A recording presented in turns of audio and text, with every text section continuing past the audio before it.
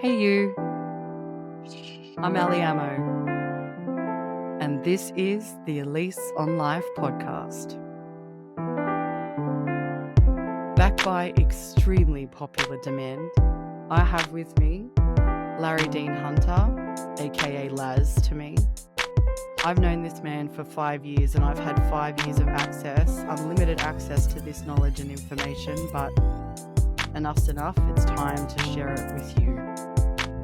If you haven't known this man before, I suggest you go and listen to, I believe it's episode 2 of A Lease On Life podcast. It's called Demystifying History, Exploring the Time Strand. That was a good intro into Laz because this man patented the pyramids in, I want to say 87 or 89. Which one is it, Laz? 84. And he patented it in 7 different countries. Is that right? Yes, Australia was one of them. The US was one of them. Did you say France? Where else? France, England, Germany, I think Italy also. Just And uh, I tried Russia and I tried Japan, but I've had to let them go. They were obnoxious. Anyway, long story. It the ended up with process, you mean? yeah, Mm. yeah, to do the international duplication of a U.S. patent, and It costs a fortune, man. I don't know how you were able to bankroll that. Yeah, even just trademarking costs a fortune. try 40 something trips to Egypt too. Add that in. Yeah, but that's beauty. That's exploration. That's You know, personal journey. Whereas this is just bureaucratic paperwork and Yeah, money. Like, to document everything that I was doing along the way, because what I was doing, no one had done before. As in the sense of this, since we're sort of talking about it, my patent attorney, I said, I didn't mm, invent this. I reverse engineered and I did like these things. And he says, yes, and I know that, but we would consider, or that constitutes an abandoned invention, and mm, being abandoned, the people that did it, we don't know who they were, and it's been so long ago that the whole science was lost to humanity.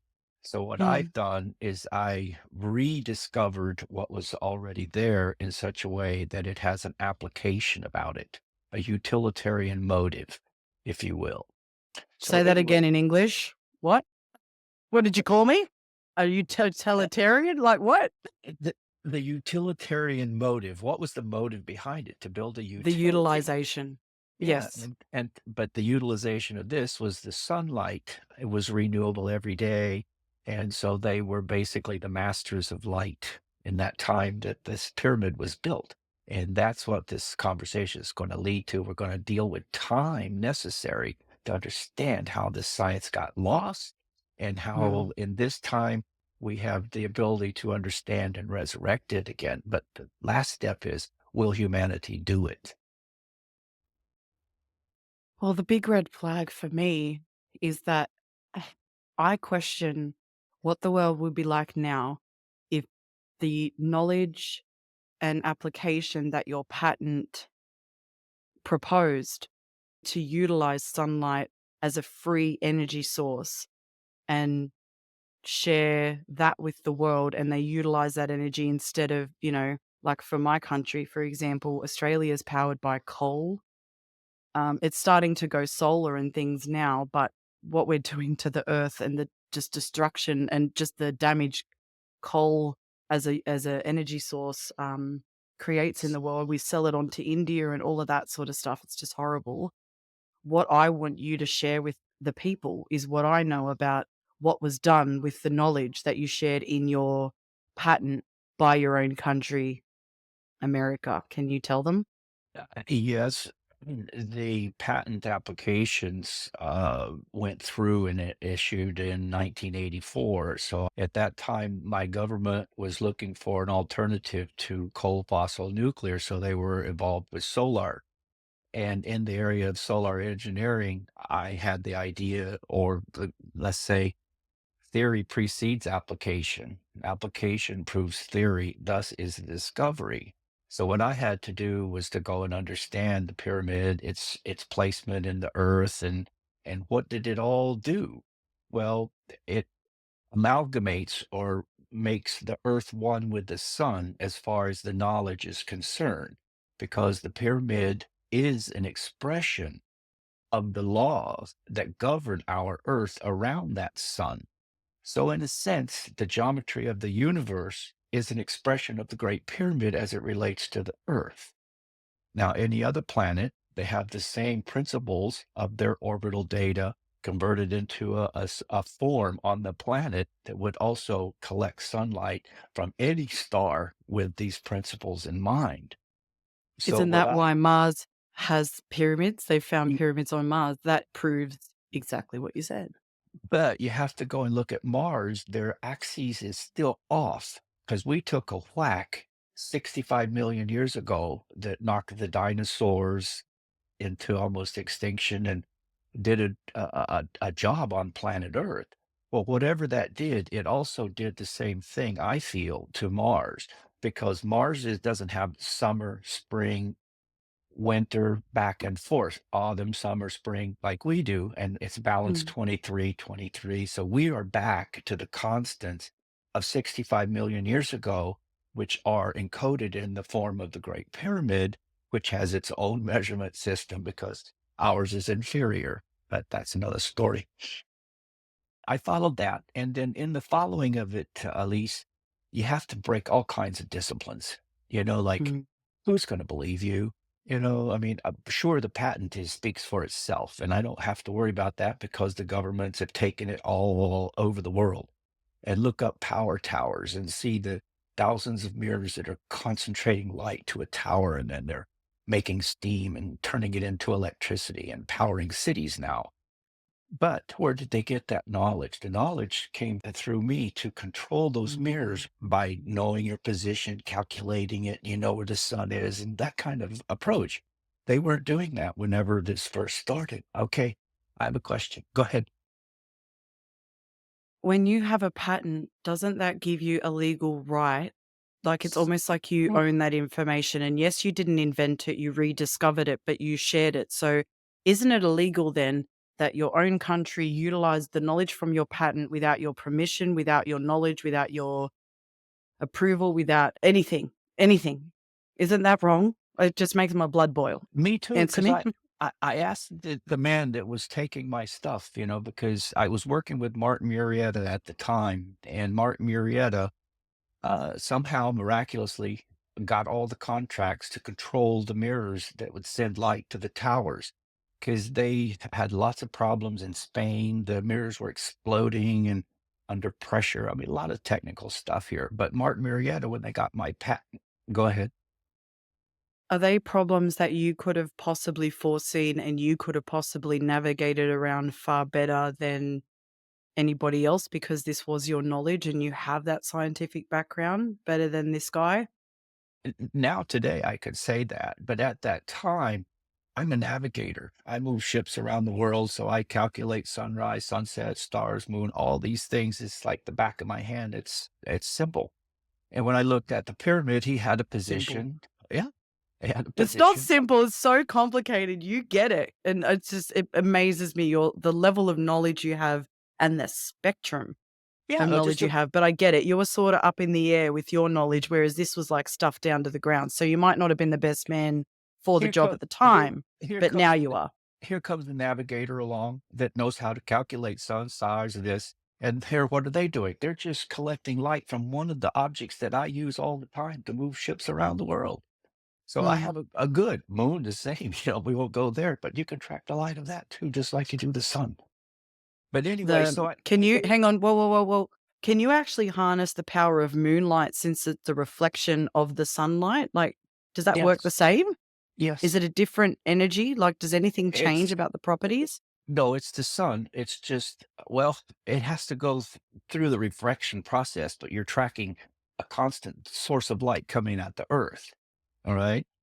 Okay. And whenever that light hits the moon and it goes to the Earth, it goes through, excuse the term, but here's a sphere, left side, right side, and center. That light is doing that. In other words, so it Mhm. comes into where your little eye sees a singular moon. But yes, you can track it, and you can collect the energy from that as well. Any satellite, anything tracking, you can follow it, and it's not rocket science. If you have solar power panels and things, could you not do lunar power panels? Could you not have both? Well, you would, but it's not as effective because you're only dealing, like, with the different cycles of the moon. Because it takes 29 days to go, and every 7 you get the white and then the black, or 14, white, black, white, black. So it's not a practical, but if, let's say, you are the moon and you're transmitting power from the moon to the Earth, they could Mm. collect it just like they would, from a satellite that's beaming back in microwaves. Because a lot of that science is they're looking at that too, to Good. microwave beam power from space with, mirrors back to the Earth. It's it's a fragmented science that, if you configure the atrophy of the knowledge, or this, you have to figure out what happened. See, that's where my journey begins. I guess we could kind of jump off the technicalities of pyramid and light control, because if you blink your eye once, it's gone 7.5 times around the planet, and it's invisible, and you're dealing with systems that control that. It sort of jumps out Mhm. and says, I better be careful here. But they left good, they being our ancestors, evidences for us to follow if we can Mm. see and understand what it is we're looking at. Because there's an awful lot of time between Adam, if you're a believer of any of this, to today. You've got all the prophets and Jesus and Moses and pharaohs and China, and I mean, the whole world was a puzzle. What happened? What happened to everything? And so, to me, when I saw the Great Pyramid, it, in a sense, it encapsulated a knowledge of a lost civilization that we don't talk about, but it was the essence of their technology, because I had to figure, where did they get this? How do they know Mm. precession is 25,000 years? Because who's going to observe that and come back and say, hey, our history, yeah, I know it's where you lose it. I mean, yeah, I don't lose it, but I followed this. Well, yeah, just for the people playing at home, precession is how long it takes the Earth to go around the galaxy, is it? And back to the same point, and The that's 20, zodiac. The yeah, the zodiacs. zodiac to go in full rotation, and that takes, what did you say, 20? 25,700 and some odd years. To be exact, it's defined by the Great Pyramid. Take the diagonals from corner to corner and add them together, and that is the value or the number of years of that cycle, of the precessional cycles. And I played with that AI on my phone. It was a trip. I gave it certain things. I said, divide this by this and pi and this and so, to see what it would come up. And it came back, if Einstein was looking for the mathematical constant for so many, like 200, how much each year does it slide until it comes back to the same Like point the again? increment? Yeah, Yeah. yeah, the increment. So by going through this process, this little AI machine gives me 286, which is Einstein's math constant in his relativity theories. And here it is, just the physics of this pyramid. It reveals all this before Einstein ever even, and they're using it in the pyramid, by the way, not just they discovered it, because that's a machine that lasts 25,000 odd years just for one cycle. And how many cycles between a period of destruction to where it comes back to those what are necessary constants of where the Earth has to be to collect it? That's millions of years. That was really powerful what you said, but you may as well have been speaking Japanese for my ability to understand it, and I've had you talking and whatever for 5 years. So, try that again in English and tell me like I'm 5. There Cook, used to man. be there used to be giants on the planet, men of renown that came down from the skies and mated with the daughters of the man and created these big, big, big people. And this was so long ago. You have to read stories of Gilgamesh, and I don't know, I'm getting a little crazy for the kids. Yeah. So after these giants started to eat everybody and they got bigger and bigger, oh, the little guys and people were saying, "Oh God, help us, help us." So the God said, "Let's send a flood and let's destroy all these big giants." When I hear like, "Yeah, there were giants on the earth," you know what I think? Prove it. Give me evidence. Don't just say things that I have to swallow and not think about myself. Show me some proof. Let's go. Go on the internet and search giants, and then you'll come up with the big philosophy that the Smithsonian Institute in Washington, D.C. has taken boatloads of giant bones and threw them in the ocean so man wouldn't know. They don't want us to know this segment of history. So it's hard to give you the evidence when the governments are hiding it and throwing it away. So we don't know. You have evidence. I am telling you to show us the evidence. Oh, Let's go. the bones in Turkey up in Noah, you're jumping out. I mean, it's like, come on, I am. Yeah. how many grains of sand are there in a beach? Come on. All right. Those of you playing at home, this episode, at least from this point onwards, would be best viewed on YouTube so that you see visuals like we are showing visuals. If you are just hearing the audio, you are doing yourself an injustice and you're doing your processing mind a disservice because you will not be able to see what it is we are talking about and referencing. You'll just hear Laz share the stories that come with these things. So if you want to listen now just for your mind to absorb the information and your consciousness to interact with it and make sense of what you can, we're trying to break it down to be as slow and steady and fluid as possible, because if I let this man cook at his typical processing speed, communication levels, knowledge base, terminology, all of that, it goes straight over my head. Like, it's really hard for me to understand it all. And I want to understand it all. And I want to know it like fact. This information is fascinating to people. These are mysteries that need to be solved. This is information that humanity needs to be aware of. And this is information and knowledge that has been strategically and purposely repressed, suppressed, hidden, buried, distracted from, all of the things. Basically, in a nutshell, if I let this man cook at his regular speaking speed, it's so hard to understand because it's so much information. So we're breaking it down for you to make it as simple and easy to understand. And you're seeing all the proof and evidence because he has, oh God, how do we classify how many files and pictures and what's the artifacts that you have? Just everything in general. You should have a museum dedicated to yourself, to be honest. All right. So what are we looking at here? What we're doing is that, in other words, to get to those bones that you're talking about of the giants, this is kind of going to crack your head a little bit. But I think Noah was a giant also. All right. So Wouldn't surprise me. I've taken a trip from Egypt in June of 2016. We're going up to Mount Ararat to the boat of Why? Noah because the boat Why? of Noah, the boat, first off, I didn't know Noah was a giant, but I head off to the mountain to basically, Explore. yeah, that's why I'm there. I was to get up Mm. there and see the boat itself because that's all I wanted to see, this boat of Noah. All right. So this is the volcano here. All right.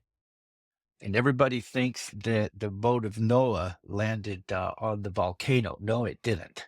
All right. Why do people think that the boat landed on Mount Ararat, and why do you think it didn't? Well, they say, if you read the details more, they say Mount Ararat and it's on the mountain. And remember that guy that gave me a ride? He runs a bus company there and he also takes horses to run people up to the mountain. But in that story, he had a group that he would take up on horses and they would put wood on this volcano, go away for a few years and come back and then go up and say, oh, look, we found the boat of Noah. Okay. Mm. That guy has taken people up with his horses to do that. All right. Slide him Oh, aside. And now he's given me his nephew. And the nephew is taking me to the real boat of Noah. But on the other side of this mountain, are the anchor stones or the ballast stones of the boat when it come floating by here and they cut them and they're on the other side of this rock mountain. They cut them loose from the boat as it's getting ready to moor or make a stop. So those anchor stones are found, but at this moment I don't know that yet. But they're back on the other side of this mountain, and I just wanted to point that out because this was just a 3-day trip. It wasn't like I spent forever. And so Mhm, this is the drive that you have to go from in your hotel to get up there. Now, these are the hills back up in there that the boat mm. is hooked on. This is where, if you could see it in here, the boat's in that picture because I'm just getting there. So after we get up there into this mountain, then you see this, and this is the boat of Noah. Now, It's anybody, hard for me to imagine what I'm looking at because well, it's not, you know what I mean? It's not a boat or a shipwreck, so it's hard for me to imagine it. well, Okay. okay, this is the bow. If you go to Google Earth, I travel physically to those locations and I like to mark the positions so that I can bring people back there again. But using Google's programs, Google Earth and Google Mm. Maps. But if you have the system on Google Earth and you put a marker here, you'll find out that it's 6,501 units above sea level. That's where this bow is. Now, what's interesting is not in this photo, but you can see over here in this section of the photograph. Mhm. Okay, that's where the mud on the other side of the boat pushed this boat onto that rock so it didn't slide down the mountain more. And there's creeks that run all around here, and we're going to see some of those. But I think, Can you sorry, can you okay, I get what you're saying about the mud, but yeah, this is the boat with the what bow. happened right? It's sliding down the mountain from up here. Why? How? How do you know why? Because Ron Wyatt is a researcher that documented a lot of this, and the local people that are there as well have a lot of the traditions that go with this. It's very dangerous in the years that this was being discovered to even go there. They would shoot you. But anyway, permafrost is that this would all be ice, cold as just frozen. And as the mud would thaw, it would become slippery and it would let go from the cliffs. Because on the other side of this mountain, you don't see any of the mud and stuff that's here.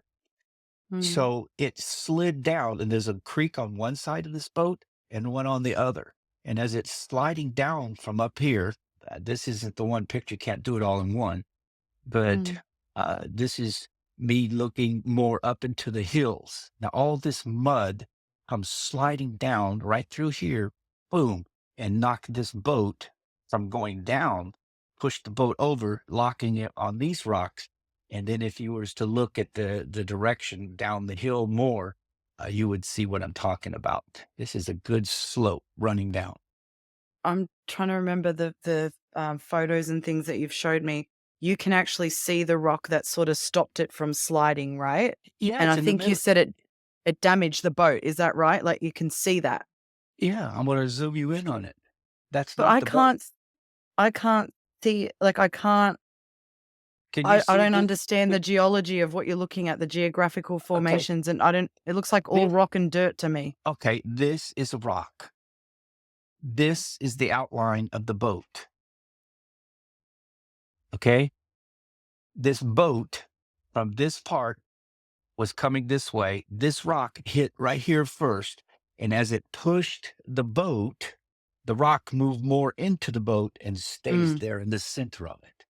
You can But actually now see a dip, like, in the it's, ridge, what looks like a ridge. Yeah, you can see it's kinda pushed through it. Yeah. yeah, but it's not anything on this side. Mm. Only right here, which indicates motion of boat this way to put that object in the center of it. And then when you get down here and you go looking, you're going to see all the creeks and stuff. Like it was in the middle of a little creek. The method that it slid down the mountain. I have a question. I have Mhm. 19,000 questions, but I'm trying to just take it But see, slow. yeah, and what's fun, me, I took these because whenever I wanted to talk about it, I don't want anybody getting me on copyright and stuff. I was there. Look how high this is. Now, the boat was over here when it landed. Is that, And part of Mount Ararat, that pointy bit that you no, pointed no, to? this is Mount Judy. They call Mount Judy. Now, Mount Judy in the Quran is where the boat of Noah would land. They say it would be near Mount Ararat on Mount Judy. Okay. So this is Mount Judy, and this boat comes shoo, sliding down and rested on that rock, and that's why we see it today. Now, as when we go down here, this is when I first get there, and Yeah. I'm still up at the museum looking down on this thing. But Okay. I got to get to the guy. Hey, look, I'm going to go down there. Can I go by myself? Yes. So this was sort of walking around up here, looking at the museum, looking down there and saying, can I go? He said yes. So then after Les, this section, Les, I will take you on the boat good. and let you Les, I feel. have a question. Yeah. How were you able to go by yourself? If this is the boat of Noah, why isn't this like a Jerusalem? Why isn't this like a tourist fixture? Why isn't this like a why isn't it well known? And are people even allowed to go there now? Like what are they doing? You said they used to shoot people. I have so many questions. I'm like my brain's overloaded. Because it overthrows religion doctrine, and they don't want you to know that it's older than 6,000 years. Because you And how do couldn't you know put it. that? Because of the fossils that we're getting ready to look at. Why are there seashells growing up there? Why are there bones of people that are the size of giants? I mean, these are the and why is the boat, which is wood, turned into stone? It's petrified. And how long does that take to happen based on your knowledge of Millions of years. But you see that wow. what was fun for me is that the guy that took me up here was Ron Wyatt's assistant. And we talked about things that there used to be green lights or beams that would come from this boat. But then when the governments all got involved, they came in, special whatevers, and they took those objects away and it doesn't do it anymore. But when you can Do sit you and mean talk, do you mean the boat was emitting light? yeah, green light. And the people I don't there knew understand. it. I know What do you I'm mean? just In my mind, I'm seeing like, like a laser, like a laser beam of green light, and I'm like, "Hang on a minute, this was when?" Like, this was back in 2016 when I'm catching the story. And the story I catch is from the village, more or less, that this man lives in, which is he's Ron Wyatt's assistant. And he was with him when he went through all these things, like up there. I could just go on and on, but he's dead now. And Ron so Wyatt. yeah, but his wife is still got it, and she does videos on the internet that takes the whole hand. I only got one bone. She puts that hand out and says, "This was the hand of these people." Hmm. Yeah, wouldn't believe it. So then whenever I did get to see the anchor stones, because the guy that took me to see the anchor stones was working with Ron. So I did a real good forensics. I could take anybody to that spot now, with Google and the way in which I do things, but Google Hmm. Earth and to go do these things and then document it for others to follow because when you're looking and you don't know where these people are, what are they doing? I could take you down the road. You see that sign? Okay, you see it. Turn here, go up there. There's a school. Turn there. No, all the way up. I did videos. I didn't stop the camera. Good. I got a question about the boat. How big is it? Of over 500 and something feet long and Give me a second, 6 give me a second. 500 feet in it's cubits. meters. It fits the same measurements So of cubits. it's 152.4 meters. So You see? Big. longer than, the 100-meter sprint. This hang Mhm. on, this is the supposed boat that the story goes carried every creature? Mhm. And now you can go into another aspect of that is that it may have been a genetic, boat that contained the DNA of all those things and eggs and sperm, who knows? Seeds, I'd say, like, as Yeah. if you're isn't the idea that Noah was given, like, a spiritual download from Well, source without or something? to avoid all that, because we're in such a dynamic place, if someone wants to look further for is it the boat of Noah, and that's okay. Me, I just take it and say, okay, let's pull that off of it, the table, and say it is a boat. It is this high up. These are the anchor stones of that. And then when you look at those and you see how big they are, you couldn't say that a woman and Noah's children could even probably pull one of those up from the the water if they had to, pull them in or whatever. But they're huge. They're taller than me, solid Can you stone. sh can you show us Yeah, some let other me photos? I'm really struggling to imagine a boat, and you think about how many different layers of sediment and things were created on top of it to bury it, and then the geological processes of petrification have happened to turn wood into stone over a period of time, and then what I'm seeing at the end as remnants, to try and imagine this whole thing as like one piece and it getting where it got to, because my background has Christianity in it. The stories that were told about this time and this place and this man and this purpose that he had and this knowledge that he was given, yeah, and putting before and trying to reconcile all of that is a struggle. Like, so I'm suspending disbelief because that is important. When we are talking to you, we are always exploring fundamentally the time strand of the web of life, which is beliefs and history. So there will always be those two elements, but this is also wait, science and energy, which is the this power strand. this one is amazing. You see the bottom of this place? This is basalt. This is very close to the boat of Noah, and I would bet my bottom dollar that this is where they had a baby factory. It was full of what I would say rooms for women to have babies. Incredible. You wouldn't When believe. like a hospital or something, you're calling it a baby factory sounds like a weird Yeah, look conspiracy at look thing. at the architecture, and then I'm gonna get in here. They had hot baths. This was a palace up in the Well, this is hills. Turkey, so Yeah. Turkish baths is a real thing. But you know the basalt you just said, is that like blackish kind of rock? Is that in Yes. Egypt as well? Yes, volcanic. So here I am up on this mountain looking Noah's boat's on the other side of that hill. Okay. So I went up here and I just looked Ooh, around this place. These are old ooh. pieces, old pieces. I can't believe the architecture. It's just blew me away. Can I ask you on the information in that, what year are they dating the construction of that building and the architecture? They're trying to say it's modern. All right. But Oh, okay. I go in, I want to see the aggregate, the composition of the stone, What does aggregate mean? the mixture that makes the stone. How do they make stuff like this? And Mhm. then this is restorative around what was older, even there.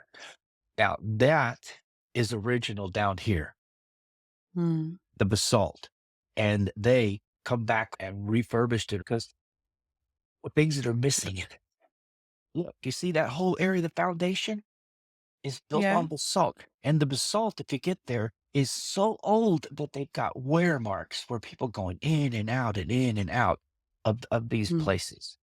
The Here you can erosion see that's it too. happened Yeah, from yeah. human It's traffic. it's it's so old. Here, let's zoom in on this one to give you the idea. See how that's poured in there? Mm.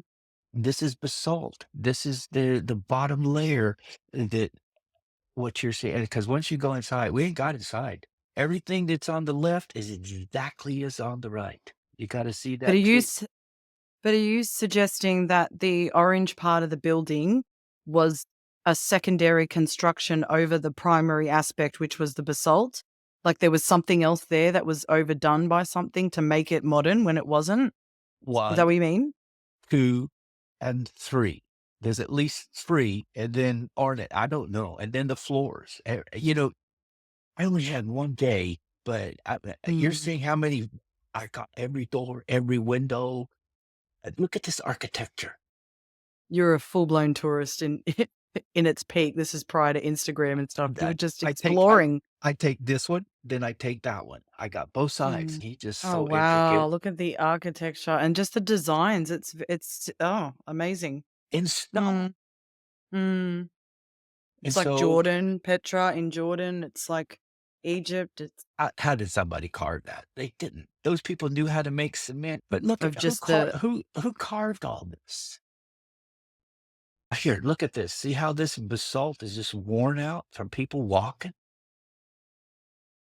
I in and do, out? but what am I missing here? Like, what's the big deal about that? That isn't that erosion a natural consequence? Do you know how long it takes to wear these things down? This is granite, No, harder than I granite. I don't know. I don't granite. Okay, like Well, I'm thinking granite bench top in a kitchen. it's a long time for that to happen. Okay, but what's a long time? 50 years, 500 years, 5,000 years, 5,000,000 years? Like, ballpark me. You're pushing it into the millions, at least to me, for the foundations, because why did they land that boat there, knowing that there was something here or whatever? Because they had to have people have babies in order to bring populations back. So, it makes me think of Egypt. Do you remember that boat that was put into pieces and like a puzzle jumbled up under the ground and buried next to the Great Pyramid? And when they brought it up, like when they excavated it, they recognized that it was in pieces and that it was jumbled. So they put it back together delicately like a puzzle. And the oars of it, the size you'd have to be to man the oars, to be able to have the strength and Well, whatever. And that that's exactly volcanic. what we're on to the point of the bones of the giants. Okay, Mm, now this on the right hand side is hmm. this bone on my hand. I don't know if you can see it. That bone right there is Hmm. belongs to this one. That is a gigantic hand. All right, the Okay. thumb. I know So it's hard to it's see this, hang on, it's called the first metacarpal, the bone that you're talking about. The first metacarpal bone is the one and on the right. this is what my drivers brought me from the museum. And these are the seashells that are growing up at over a mile above sea level. And so he brought these down to me to photograph because the museum was closed down at this time. But when you do see this, like I said, Ron Wyatt's wife produced a video that showed the full on size. And I mean, I was blown away because this is the only piece I had. And when I saw Mhm. her show that piece, I'm going, holy crap. So, and then when you imagine the boat and you see these pieces coming, the anchor stones, and you see the way the boat came in, and and it was amazing. Laz, Mhm. you were allowed to touch these things, right? Not just photograph them. That's my hand holding it. Question: did you pick up the thumb bone? Do you Yeah, have a I have photo of you holding it? I wanna know what this, because I can't get what's the word for when the the scale of size? it. Yes, Okay, that's what here, I wanna know. Yeah, right here. yeah. Let's go back. You can see my thumb, and you can see this piece right here. It just is it's on the table because there's a bunch of them. Let me get a I picture of this. that looks like a rock to me with a hole in it. Like, I don't know It's a what I'm looking at seashell. exactly. It's a seashell. That thing that you were holding in your hand in that photo? This this right Oh, here. that I can see is a seashell. Yeah. This I one, don't know what that is. I don't know what I was just more or less interested in this and the fact that it had this hole in it because I'm looking for aggregate. What is this and this and this? Is it like this stuff in the pyramids where they poured the rock and because see these were So it's like, stone what is the composition of this material kind of thing? Like it exactly. wasn't a full piece. Okay. This Oh, piece is at least 4 inches. Maybe this will help even better. because we're in different measurement systems for people playing This at home, 10 okay. centimeters, 4 inches. Yeah. Okay, if you're looking at what I was holding in my hand as Yeah. compared to this piece, it'll give you an idea. But this is the magazine that this is the Turkish government confirms this is Noah's Ark. How did they prove that? The government took a piece, see, they took ground penetration radar and metal Right. radar, everything going up and down this boat. And Right. so they got to one piece, the general says, stop, dig that piece up right there that just came up on that sounder. And when they pulled it up, it was a piece of laminated wood with glue and nails holding it together, turned to stone. Well, all right. Didn't they try to date that? Isn't that, can't they date petrified wood? Isn't that a thing? The people that work on this somehow end up dying. Oh, I That's that. believe that. 100% I believe that. This is why I've been very hesitant in when and how we share information. Mm. I've not shared this really with anybody. You're the first one that's gone back into my archive of me documenting the things along the way. So But listeners and watchers, consider yourself lucky. These are the pieces that are found and brought to me to just look at. I mean, the colors of these things, you look, this Mm. is a piece of tile. That's the wood of the boat. That's the wood, the petrified Oh, wood. is that a piece of what the boat looks like? That's right. This is Oh, wow. the boat is wood. That's wood that's turned into rock. See, you see those, Massively. see all those lines going on the boat and stuff? Now, these are the iron lines. Colored tapes Mm. connected metal readings and show the pattern of iron within the boat-shaped structure. The metal was rivets used to hold the beams together, and they were Is that huge beams. I got a piece of that iron, and it's not rusted to this day. do you mean like you took a Uh-huh. souvenir? No, the guy at the museum gave me the pieces, that and all the other stuff. I got pieces of the wood, this and that. First off, what does it mean that this boat is up there? All right. I hear, can you kind of see that this is a piece of wood? It kinda looks like rockish to me, but it could be Yeah. wood. I don't know, it's hard when you're not seeing it with your own eyes and it's a photo, it can be a little bit deceiving, I suppose you could say. I have pieces Mm, like that. Maybe I'll pick that one up in my hand, but you had to see firing and pottery skills here. You know, what is this okay. stuff all about? This, what I'm doing here is I'm photographing where the boat was and how it came down to reside here. And what we're looking at, but you can see here when it just crumbles and falls. It's this is what permafrost does. So I did videos to show the streams of water that were traveling with that boat, and then at the bow it splits on one side and the other, so that you have streams like this running down to this day uh, around that boat. Can you see the water? Now we can, yeah.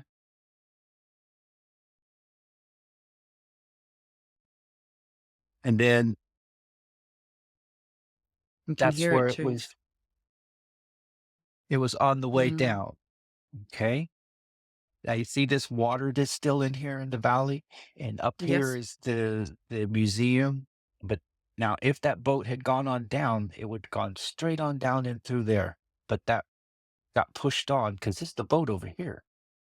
So the rock is what stopped that from happening? Yeah, from sliding over, because now you're going to start to see the ribs of the boat. There's one and two up here. That's the Okay. ribs. The boat's up here. What do you mean ribs? I don't speak boat. The beams that held the boat, you know, like the boat has a beam like that. Okay. That's Alright. them. They're all, and Ron, when he showed them, they were really good and a bit time in the mud, and it's hard to see. But you see, I went over and I climbed over here and went up and around and up to the bow of the ship. That's the bow. Okay, when you see it, when you said 150 meters, and I'm imagining it, it's different when you actually see it. I gotta ask though, why on earth have they not excavated this thing yet? Why are they holding off? What's going on? It's red hot. Red flags Because everywhere. it overthrows the religious doctrines. I don't know how else to tell you Do you that. mean do you mean in terms of time? It throws off the timeline of the story of human civilization as we believe it in Christianity. Is that what you mean? Yes, it has to. Okay, if they're gonna say 6 and 7,000 years, and all of a sudden you have a boat that's petrified, and it didn't do that in 6,000 years, and how did that boat get up a mile high and that water go down in 6,000 years? What was happening when it was here and it down, that everybody that's under that water? They don't they d it just destroys them, and then that's, to me, is my anchor stone is the Great Pyramid, because the Great Pyramid is before this boat. Well, I just want to say for people playing at home, Laz already has this knowledge, but even AI has just told me on Google, it takes, depending on the conditions, it can take from hundreds of thousands of years to millions of years, but that's how long it takes for wood to petrify. The Library main fact, a library book in Pasadena, I looked that up, and they said, like, the ones in the desert, because we have the petrified forest here, they said it took at least 25 to or so million years for that to happen. That's where I come up well, with million.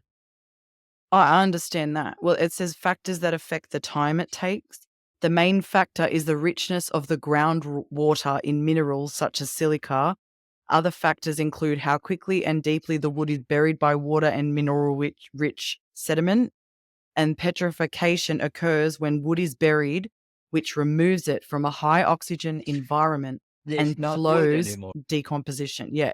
Minerals in the water and sediment then seep into the wood, and over time, the organic material decays and the minerals turn the wood to stone. Yeah.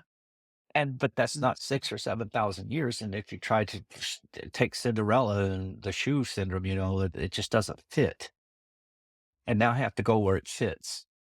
And in the sequence where this was kind of what I wanted to do with your, audience is that every one of these places I've gone to, except Mauritania, which is the 3rd leg of this little journey, and I Should we give always him a teaser about what's in Mauritania? What have you discovered? And you haven't even showed them the Google Earth yet. Like what no. you, yeah. I Well, kind of want to tell them everything. Yeah, but I don't want to leave too many crumbs.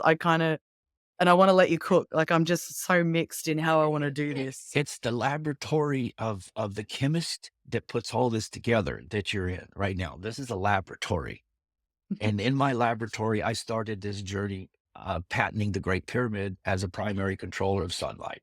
But then everybody, and the thieves and that. And then I thought, oh, okay. So while I'm doing that, I wanted to go and do other things. So that's when I'm in Egypt. I says, well, let's go up and see the boat of Noah because I got too many seashells here in Egypt that I just can't explain. I got them on the pyramids growing. I physically see them. I photographed them. I've got them in the Valley of the Kings up near Tutankhamun, 600 feet of water and it's sloshing. But up on the hills above him, there's seashells. So all this was under an ocean. So I needed to go to Noah, the boat, to get the idea a lot of water. So from that, I've lowered the water down and I've done water studies from 900 feet of above sea levels today. And then I watched the ruins of Egypt as the civilizations came back and encroached back on what was there. Yeah, go ahead. This is step So by step. I'm gonna tell them like they're 5. So in a nutshell, what he's then done using the point of Noah's Ark as like 0 point, he's then used Google Earth, right? The topography of the planet on Google Earth. Hang on, let me Okay, I'm listening. do You're that. doing Yeah. good. You did good. Um, because I've seen it and I've watched you unfold with this process and the hours and the manpower he has put into this. And what he started doing, first he started at where the petrified wood is and that level of water for the boat to be where it is, the water around, the planet, the level of sea had to be risen to see what was actually visible, what geographical formations were above the water, what the world looked like when this boat was where it is. And so he started in did you start there or did you start in Mount Ararat in Turkey or did you start in Egypt? I can't remember. Well, Egypt was my primary focus always since 1979, and when I first went there and things happened to me, we've already gone through all that. But in the meantime, what happened is that I needed to find out. One, I was studying Ron Wyatt at the time, because these subjects, we're all watching the internet for things, but this is an old story because it goes back into the 1948 timeframe when the first military cited this and said, oh, and it progressed up till the time where Ron did his stuff and put it on the internet. And me, I'm in Egypt, and I thought, well, I'll just follow kind of what he did.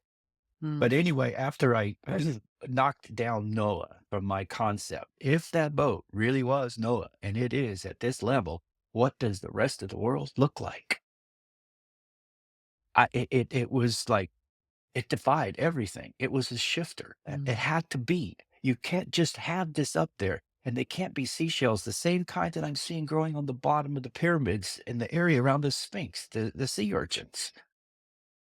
They, what, 100 feet of water, and that's where they kind of run their thing? And here you dealing with miles of water? It was black dark down there on the bottom where the pyramids were at the time Noah left his time frame. Now, Noah, if you look at Iran and Iraq and Persia, it's under 40 feet of mud too before they get to the stones that are underneath their culture. So you've got all these little things. Go ahead. I'm just kind of wandering Shh, now. shh. No, you're not. You're painting a great picture. But if I wasn't me, I've seen this. I know exactly what we're talking about. Show me. Show the people the thing, right? Because the craziest part, when he started doing this, he did start with the pyramids and he was flooding around Egypt. But I wanted to like see it zoomed out. And I wanted to like show me what is now Israel, show me um Sudan, show me how it looks around the planet. But it's not a very simple process. He is doing this like step by step, like almost 100-meter chunks. He's having to use the tools on this program to change the water level so that you see if the water level has now risen, what structures are above the water. And he's found amazing, interesting connections between the structures that sit on certain mountains, for example, that would have been that would have prevailed or been built after this flood supposedly occurred. And what blew my mind was that the Great Pyramids were all underwater. And then, hang on, do you remember off the top of your head, Laz, the measurement? Because it wasn't just flooded to like the top of the pyramid. Wasn't it flooded to like a significant amount above the pyramid? But then it also means if the pyramids were underwater and the seashells were building, like were going around the pyramid, that would also indicate that the pyramids already existed. It wasn't built afterwards, since it's the only time in history, as far as we know, where the pyramid had the capacity to be underwater. And I've seen the seashells myself. This was before I met Laz, or before I was introduced to Laz on my first trip to Egypt. And I remember thinking, like, wow, that's cool. There's like seashells and stuff stuck on the not the pyramids. I actually went somewhere a little Yes, bit so the further away. pyramids on the pyramids too. Oh, I know that, but I didn't notice them on the pyramids. I was having all kinds of wacky spiritual experiences and meeting people, but when I was taken to a place just off the pyramid, I noticed them on the, like, the pillars, and my brain didn't even think that seashells are underwater or in water, and this is above water. How is this underwater? I wasn't even I couldn't even think like that. Like, it Well, was just yeah. I did something like that where I was walking with a doctor in Egyptology there at the Great Pyramids, and I Mhm. asked him a question. I said, "Doctor, in order for this, what I'm pointing my finger to, which is seashells growing on the blocks, in order for this to exist, what do I have to see physically for that to be possible?" And then somebody in the round started talking. The doctor says, "Quiet, quiet, let him finish." So I said, Let the man cook. He's onto something. Yeah. so here I am on the Giza Plateau, the second pyramid, and these sea creatures are growing in the temples just in front of it, all right, which is at least Mm. 200 feet above sea level today. So from this seashell, I have to have level water in every direction, all right? So that means the water has to go up Egypt at least till it's 200 feet, and it has to go all the way over to Mokatam, where it meets some more land. And then when I turn around Okay. and look to the north, I don't see land until I'm over in Italy and Greece, because Everything is everything underwater. 200 feet, and it goes all the way across the Mediterranean. And at that 200 feet, if you go into Italy, you'll find whale bones. And then at that same 200 feet, if you go Hang right on. on it, Whoa, whoa, whoa, whoa, whoa, whoa, whoa, whoa. Are you saying there's whale bones in Italy, like at Al Fayoum? hmm Really? hmm but they're up at that level where they needed the water for them to be. Hang on, I'm googling that. And you'll also find, Four. Hang on a minute. Hang on a minute. Oh wow, 4 million-year-old whale skeleton found in the Tuscan countryside, in almost perfect order with only the jaw bones out of place. Oh man, Nigel Farger, that is amazing. Okay, wow, I didn't know that. But you said Italy was underwater. There was only a certain well, point no, in no, no. Italy I that was was look, above. of course, everything it's the whatever that level is. Yeah, The level that's creating the whales in Fayum is right? also the water's high enough that they're inland in Italy, and when the water went down, they got stuck. and they fossilized. Those are at least 40 to 45 million years old. I don't care what they said, 4 or 5. The ones in Egypt are dating, well, because they got the whales in Egypt got feet. That'll tell you a little bit. Well, what's sound almost pathetic for me to consider now, I was driving on the way to Al Fayoum and you're in they call it the whale sanctuary. So Mhm. you're seeing these Wadi bones. Wadi Hatta. Wadi Rum? Oh, Wadi Wadi Hatan, sorry. Wadi Hatan. Wadi Rum is in Jordan, if you're Oh, okay, my bad. Okay. it's But yeah, so I'm driving and making my way downtown, driving fast, faces past and I'm homebound. So I'm looking out and I'm seeing these whale bones and I'm like, cool. Keep driving. Put on the next Tupac song. I didn't think, hang on a minute. If there's whale bones here, this whole thing was underwater. Like, it's amazing how this knowledge just goes straight over our freaking heads. And now it's now mind blowing to think about. in this same water out in Fayoum is where the whales are, and that's a 45 million year ago event. And then you got, oh my God, this is where George Norrie blew it. He kept, how old is this? How old is this? Well, 65 million years. That didn't say built. I said 65, George. That's when they were broken. They go back more, maybe 125. He couldn't handle it anymore. But today, ancient aliens are all over this. They're trying to encroach Mm, their way in to push that timeline back. Now you get into the Dreyfus period. what does that even mean? That's where Graham Hancock says some meteorite hit and melt all the ices, and that was the flood. No, no, bullshit. Okay. So, in between all of this, I got the pyramids, and I know the stories of Enoch, and he was taken, and he's 365 in the base of the pyramid. A lot of weird shit stuff going on regarding You it. can say shit. This is me. Tell it how it is. Okay, so when I've seen all these, it's just like you got a puzzle with all kinds of pieces. History's just floating in your head. But how do you put it together? Chronologically, Adam, his time, then the angels, regents have sex with a man and they have giants, and then Enoch is there. Is that Nephilim? Is that what they Yeah, call yeah, yeah, Nephilim? yeah, yeah, Okay. yeah. The Nephilim. But you have to go back to the time that who brought the knowledge of the Great Pyramid to the planet Earth. That's where I'm focused. Hmm. What was it like then? Because from then till now, we've had a Noah flood, we've had Dreyfus floods, we've had a lot of time. And in all that time, you hear the stories about Noah. You hear the stories about the Nephilim and Adam and da, da, da, da, da. And then when you get into the New Age, where you got the Greek philosophies, and then you get into Saqqara and you get into Fayum, and these priests are talking about the time when you don't even know existed, that your children, blah, blah, blah. We're fighting the Atlanteans. Ding, ding, ding. Ah, What do all we right. have for him, Larry? Can we please? Oh, I'm dying to tell him. I'm dying to tell him. You said the magic word. All right. So this is the fun part. You're good at catching those things like, okay, Larry said whales in Italy. I don't believe it. I'll go hunt. Damn, I didn't know that. I've never done that on a podcast before, like be the researcher, but I like that because Yeah, people will I did. question you, bro. They're not going to just eat what you say and take it as gospel without doing their own research. So let me try and fill in the gaps. Or, You, by the way, I'm I going to like it. say this. If you were listening or you were watching and you have even question that you think is basic or just goes way back from where we talk about, it doesn't matter. Any questions that you have, put them in the comments, especially on the YouTube, or DM me on social media, because what I would love to do is have an Ask Me Anything episode with Laz, and I'll rapid fire ammo style all of your questions at him and just let the man speak.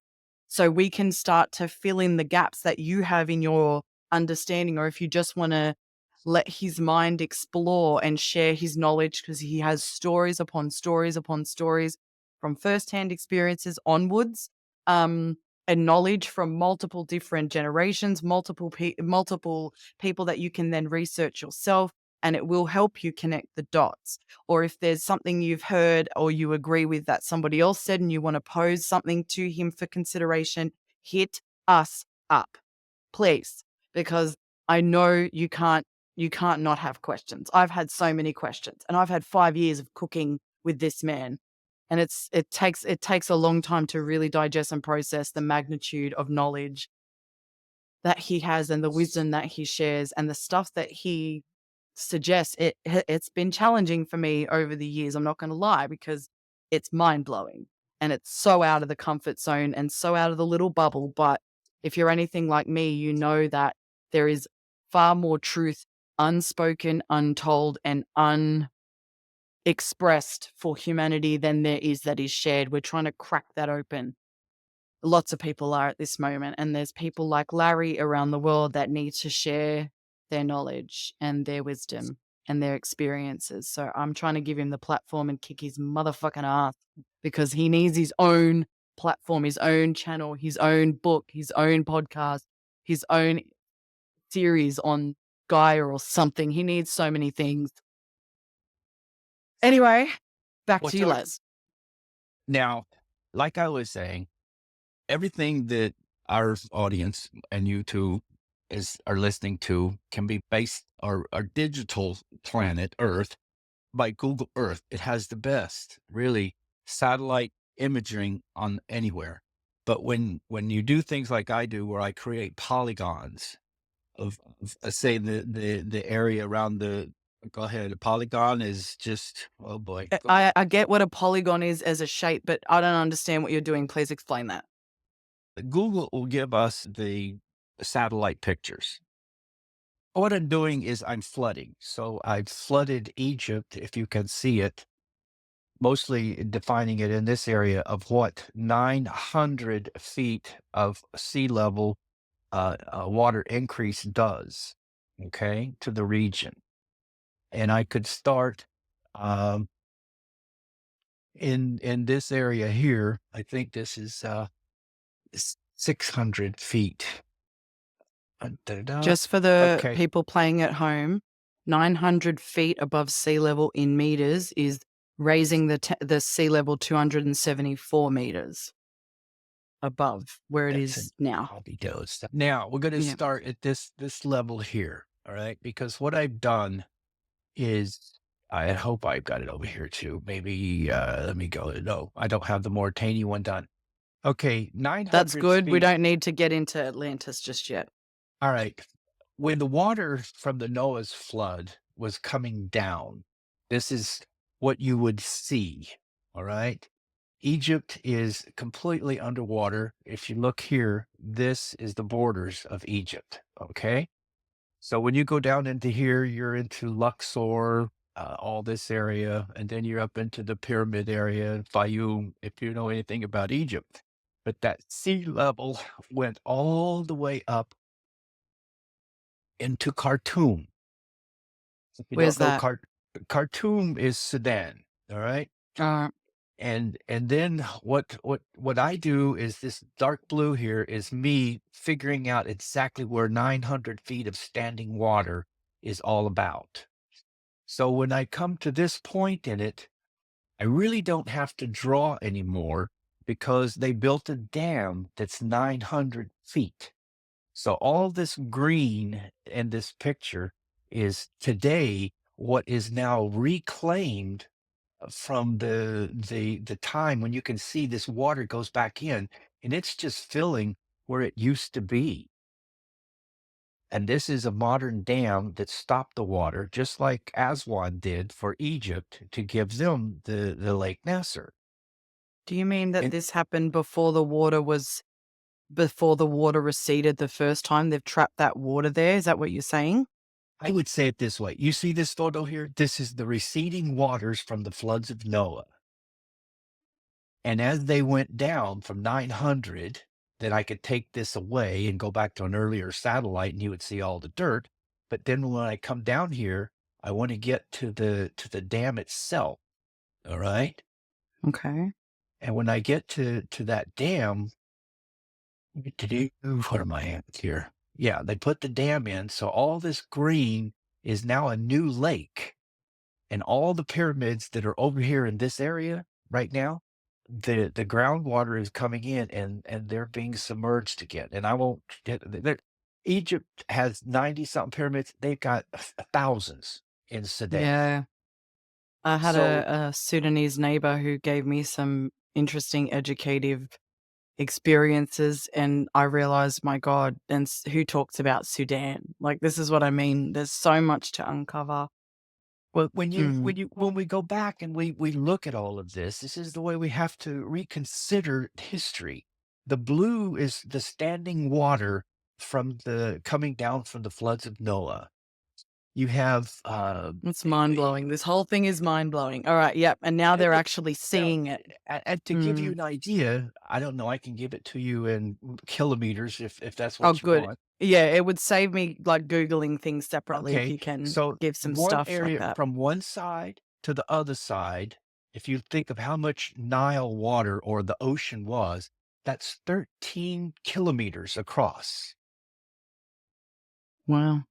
from land to land that you would find the standing water of 900 feet. All right.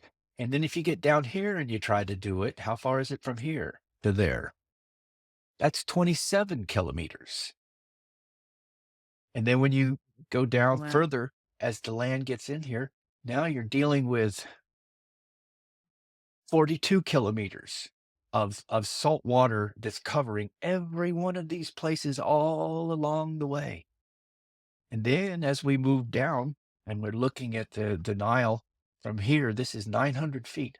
Look at what happens to this whole region. It is literally Hmm. underwater Hmm. from So 900 feet. this is regardless of your personal beliefs or the societal beliefs that have been inflicted on you, or even the world beliefs that have limited your capacity to make sense of human history. You're looking at the geographical human history based off what science has been able to uncover. So, And and and this man did all the legwork, my God. And right Yeah. now, if you're looking at this particular area, this is Abu Simbel. This is the two big statues. They're Mm, underwater at 900 feet. And when I lower it to 600 feet, but first, all this water is going out into the desert. This are lakes today. They're reflooding the extra water to make new land for them with fresh water instead of this is salt water at 900 mm. feet. You got dinosaurs over here. You got whales down there. It's a geological time machine. So as I Are maneuver we down still in this, Egypt? Hang on, is yeah, that all Egypt? Okay, alright, yeah, just so Egypt we is have underwater. Okay, where's the mm, pyramids? Right in here. Zawiya Dar Al Aryan. This is the where you have the El Bahedi. what's that? My This brain's is where farting. the whale sanctuary. Oh, okay. How did the whales get out there? Mm. Now you can see why and how. Yeah, they Mm, swam by the pyramids. The pyramids are up here. Let's go up and look at the pyramids now. All right. What happened to the pyramids? They're underwater. By how much? This is 900 feet. So the mhm. pyramids are 200 above feet or whatever. Just think of the numbers. So No, that I can means stick that with feet for now and translate it later on Google, yep. 200, seven, did you say? 700 feet are above you right now. The pyramid, if you're at 900, 700 or feet below you is the top of the pyramid. That's what this Mm. water does. And then I'm gonna do something here now because we can do it. We'll take that out. So there's another 213 or so meters of water from the top of the pyramid to where the water level was at this depiction, this representation he's showing. So think about how deep 200 meters is off the coast of where you live, or off the coast of the continent that you're a part of, and think about how much sea life, how much everything Receding. can happen. Yeah, and then it's receded from there. Oh, that just I could cook on that all day. This Yeah. when you're looking over here from Mount Sinai and all that, they're over Mm. here, okay? This is the Where? Suez Sorry? Canal. The Suez Canal and all that stuff when you think of it. Alright, yeah. Sorry, I couldn't This see your is cursor for a moment. Jerusalem is up here. This is the where it would be a continuous waterway all the way up through the areas of the Sea of Galilee. I don't know if you're I'm pointing up there.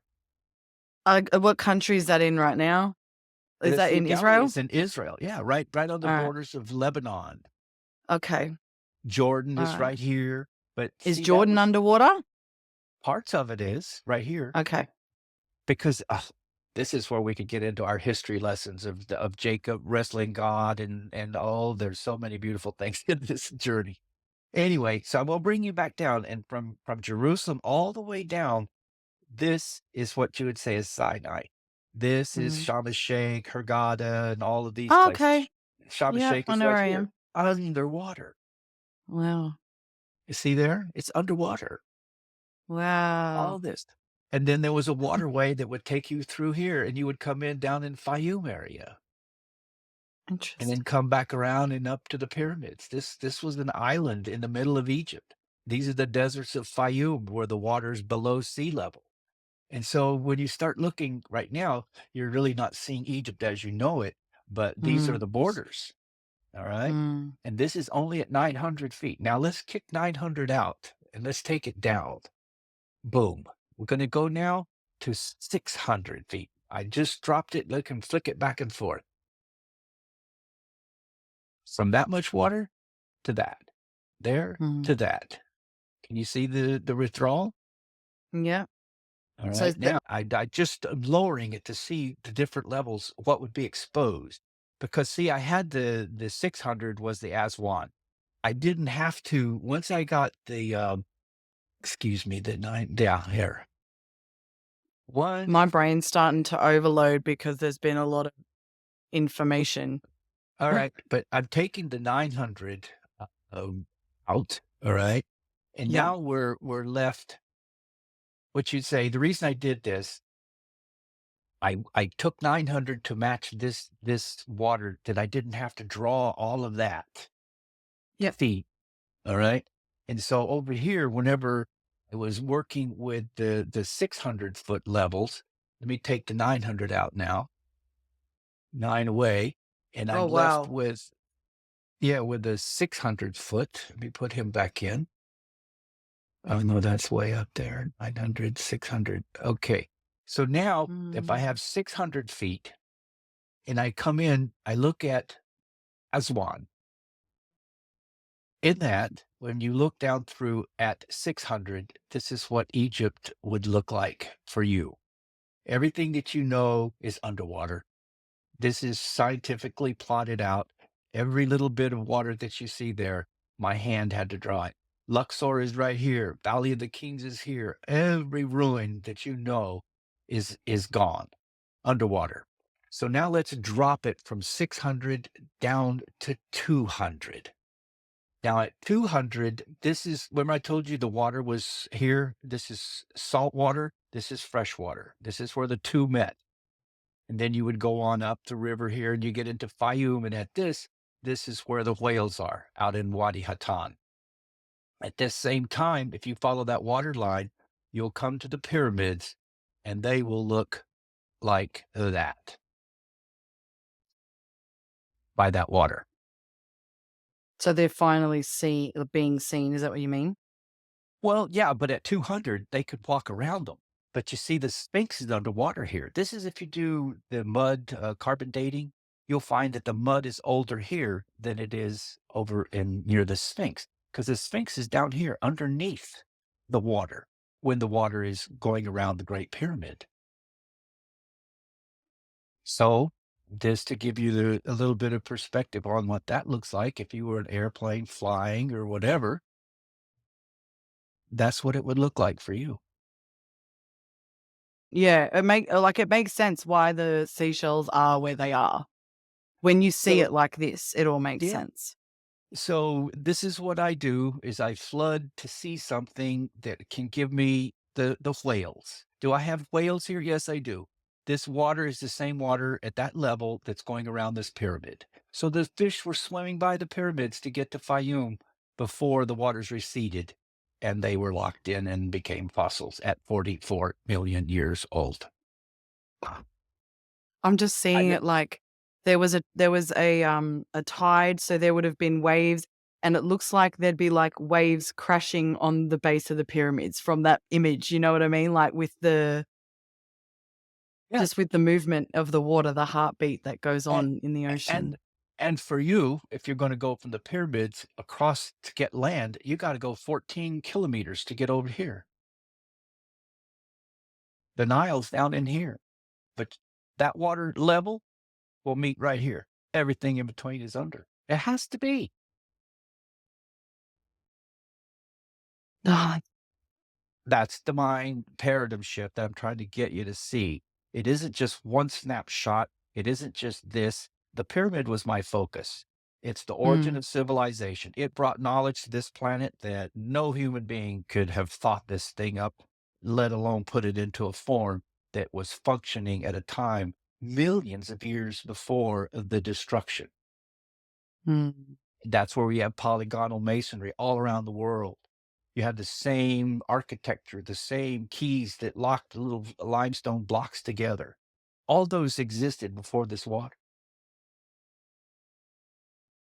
There's Now you so can much we wrap it. can dive into. Yeah. Now, now, There's so you just open the mind to so many possibilities and so so we many went. different rabbit holes. So we had a pyramid. We didn't know how old it was, and then we have a boat of Noah, which is way up in the mountains. And then we have dinosaurs along the way. And then we had this little place called Mauritania in Egypt called the Eye of the Sahara. And I think because of this time sequence, we can just talk about it. The Eye of the Sahara in Mauritania is the capital of Atlantis. And we can pick it up next time if you want and go in that way, because I have the water for it too. Mm. That was sort of the crumb I wanted to leave you with, but I love that he's just left you on a cliffhanger. So, thanks for being here with us for this ep. New ones will come out to you every other Thursday. If you got any questions, share it with me, and until next time, you take care, beautiful people. And go look it up on Google Earth. Make sure you comment and like and subscribe on YouTube, because at this moment it is the only place on earth you get Larry Dean Hunter, uncensored, unfiltered, and unleashed. I enjoyed the time with you on this one. This was fun. You take care, beautiful people.